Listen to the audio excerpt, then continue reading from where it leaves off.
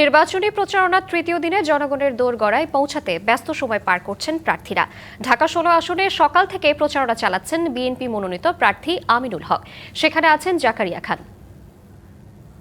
Zakaria, BNP নির্বাচনী প্রচারণা কেমন চলছে জানাবেন। শ্রাবন্তী, হ্যাঁ, আমরা সকাল থেকে আসলে ঢাকার বিভিন্ন জায়গায় যাচ্ছিলাম এবং দেখছিলাম যে প্রার্থীরা তাদের প্রচারণা কেমন চালাচ্ছেন। তো এই মুহূর্তে আমরা রয়েছি ঢাকা ১৬ আসনে, যেই ১৬ আসনটি আসলে মিরপুর পল্লবী এবং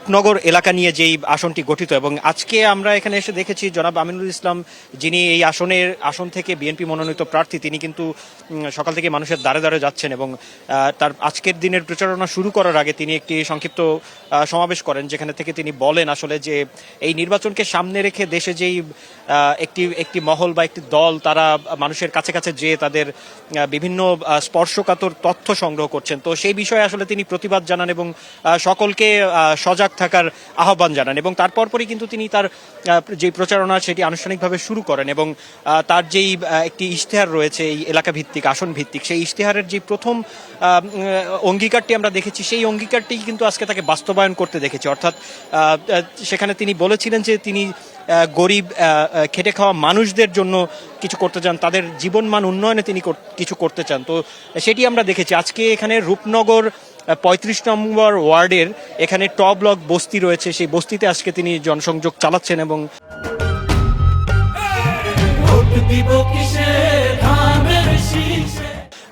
ভোটারদের দ্বারে দ্বারে যাচ্ছেন এবং তাদের দুঃখ দুর্দশার কথা শুনছেন এবং আসলে সরজমিনে তিনি পরিস্থিতিগুলো দেখছেন এবং তাদের যে চাওয়া পাওয়াগুলো রয়েছে সেই চাওয়া পাওয়াগুলো তিনি তাদের কাছ থেকে শুনে নিচ্ছেন। এবং আমি যেমনটি বলছিলাম আসলে তার যে নির্বাচনী ইশতেহার, সেই নির্বাচনী ইশতেহার অনুযায়ী কিন্তু তিনি কাজ করছেন এবং মানুষের কথা শুনছেন এবং তারই অংশ হিসেবে আজকে রূপনগর ট ব্লক বস্তিতে তিনি প্রচারণা করছেন। তো আজকের প্রচারণা তিনটা পর্যন্ত চলবে এবং